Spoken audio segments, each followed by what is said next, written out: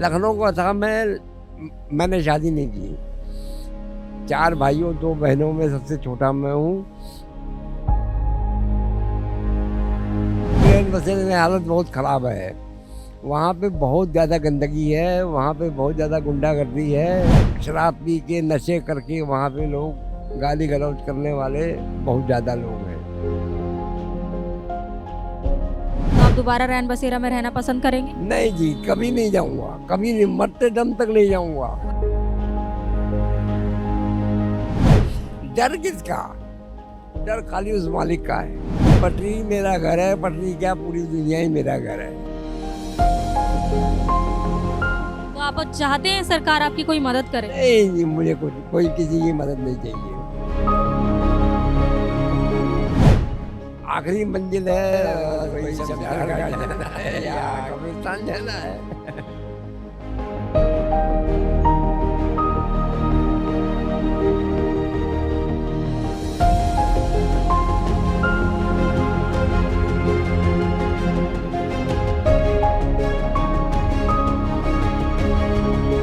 नमस्कार, मैं हूं प्रीति रावत और आप देख रहे हैं द न्यूज़ 15। मैं इसी रास्ते से अपने ऑफिस आती जाती थी और रोज़ एक बाबा को यहाँ पर बैठे हुए देखती थी। कभी वो लेटे हुए रहते थे, कभी पेड़ के सहारे हुए रहते थे, लेकिन उनके चेहरे पर मजबूरी साफ झलकती थी। एक दिन मेरा मन हुआ कि उनसे बात करनी चाहिए और जब मैंने उनसे बात की तो उनकी ज़िंदगी की बहुत सारी काली सच्चाइयाँ सामने आई, जिसमें से प्रशासन के साथ साथ परिवार ने भी उनको मार दी थी।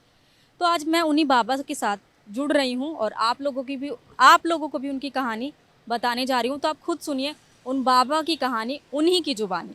अपना नाम बताइए। किशन कुमार। केतन कुमार। किशन कुमार। जी। अच्छा, तो जैसे कि दिल्ली सरकार ने आप जैसे लोगों के लिए रैन बसेरा बनाया हुआ है जगह जगह, तो अब मैं बहुत दिन से नोट कर रही हूँ, बहुत दिन से आपको देख रही हूँ कि आप यहाँ पर रोड पर रहते हैं, तो आप रैन बसेरा में क्यों नहीं रहते? जी, रेल बसेरे में हालत बहुत ख़राब है। वहाँ पे बहुत ज़्यादा गंदगी है, वहाँ पे बहुत ज़्यादा गुंडागर्दी है। शराब पी के नशे करके वहाँ पे लोग गाली गलौज करने वाले बहुत ज़्यादा लोग हैं। कौन सी जगह की बात कर रहे हैं आप? कोई भी रैन बसेरा हो, खासकर बंगला साहब के पीछे। अच्छा, बंगला साहिब वाला जो रैन बसेरे की आप बात कर रहे हैं, वहाँ पर आप कभी गए हैं रहने के लिए? जी, एक रात में गया था। उस दिन मैं हालत देख के वहाँ से रात में मैं भाग आया। क्या हुआ था आखिर उस रात? जी, वहाँ पे गाली गलौज गुंडागर्दी बहुत हालत ख़राब है वहाँ पे। और मैं समझता हूँ लगभग सभी रैन बसेरों की यही हालत है।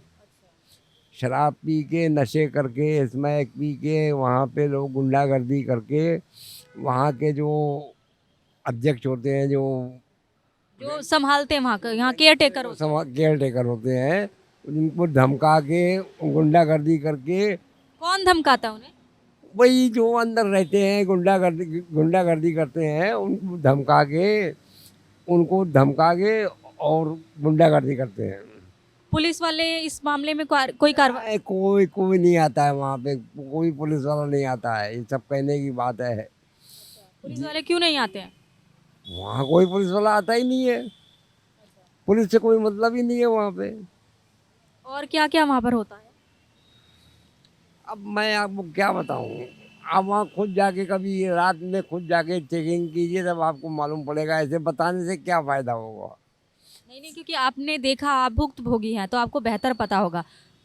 मैं कह तो रहा हूँ कि वहाँ पे रात में आप 1:30 से 2 बजे के बीच में देखिए, 3-4 के ग्रुप में लोग निकलते हैं और लूट मार चोरी डकैती, रात में कोई सो रहा हो उसकी जेब काटना, गाड़ियों को रोक के चोरी करना, डकैती डालना उनका काम है। तो आपका परिवार कहाँ रहता है? लखनऊ का था। मैंने शादी नहीं की। 4 भाइयों 2 बहनों में सबसे छोटा मैं हूँ। तीनों भाइयों की शादी हो गई, 2 बहनों की शादी हो गई, मैंने शादी नहीं की। जी। तो आप अकेले रहते हैं, परिवार के साथ क्यों नहीं रहते? परिवार को छोड़ दिया। मेरा परिवार ये पूरी दुनिया मेरा परिवार है। आप भी मेरा परिवार है, आप भी मेरा परिवार है, सब मेरा परिवार है। तो अगर इस मामले पे कोई कार्रवाई होती है तो आप दोबारा रैन बसेरा में रहना पसंद करेंगे? नहीं जी, कभी नहीं जाऊंगा, कभी नहीं, मरते दम तक नहीं जाऊंगा। जब आप इतना डर गए हैं। नहीं, डर नहीं जाऊं। डर किसका? डर खाली उस मालिक का है, डर किसी का नहीं है। डर खाली मालिक का है और किसी का डर नहीं है। आखिरी मंजिल है बस वही शमशान घाट जाना है या कब्रिस्तान जाना है। तो आप क्या रोजगार क्या करते हैं आप अपना कमाने खाने के लिए? मशीन लगाता हूँ, वजन तोलने वाली मशीन लगाता हूँ। इससे आपकी कैसे कमाई होती है? कभी 100, कभी 125, कभी 150। आज देखिए ऊपर वाले ने ऐसी पेट पल जाता है आपका? किसी तरह हो ही जाता है जी। और जैसे यहाँ से आपका काम खत्म होता है तो उसके बाद आप रहने कहाँ जाते हैं अगर रैन बसेरा नहीं जाते? Central secretariat gate number 3, metro gate number 3। तो वहाँ पर कोई आपका घर है, कोई खोली? जी, पटरी में सोता हूँ जी। पटरी पे ही आपका घर बना रखा है आपने? जी, पटरी मेरा घर है, पटरी क्या पूरी दुनिया ही मेरा घर है। तो आप आपके और भी भाई हैं तो उन भाइयों में से आपको कोई मदद नहीं करता? नहीं, मैं गया ही नहीं कभी लौट के। मैं कभी लौट के दोबारा गया ही नहीं। क्यों? क्या करना है, जो है यहीं पे है। तभी तो प्रॉपर्टी वगैरह में कुछ होगा। अब वो जो था वो सब कब्जा कर लिया। अब रही बात ये है कि अगर मुझे दे भी देगा तो मुझे करना क्या है। ना अच्छा, आपके भाइयों ने आपकी प्रॉपर्टी पे कब्जा कर लिया? सबसे बड़े वाले ने, 2 भाइयों ने नहीं, सबसे बड़े वाले ने सब कब्जा कर लिया।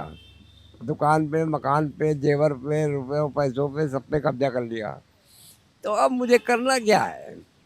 अगर वो मुझे रुपया पैसा दे भी देगा तो करना क्या है? तो आप चाहते हैं सरकार आपकी कोई मदद करे? नहीं जी, मुझे कोई किसी की मदद नहीं चाहिए। नहीं जी, नहीं। अच्छा, तो मतलब जैसे आपने रैन बसेरा के बारे में जो बताया है तो बस रैन बसेरा में सुधार हो ये तो चाहते होंगे ना कि आप जैसे और लोग वहाँ पर रह पाए सही से? अब मैं क्या कर सकता हूँ उस मामले में? मैं क्या कर सकता हूँ? जब सरकार नहीं कुछ कर रही है तो मैं क्या कर सकता हूँ? पुलिस कुछ नहीं कर रही है, सरकार कुछ नहीं कर रही, तो मैं क्या अकेला क्या कर सकता हूँ? धन्यवाद हमारे साथ बात करने के लिए। तो आपने देखा कि जो रैन बसेरा है जिसे गरीबों के लिए एक रहने की जगह बताई जाती है, वहाँ पर क्या क्या किस किस तरह से चीज़ें होती हैं, लेकिन प्रशासन इस बात पर भी आंख मूंद कर बैठा रहता है।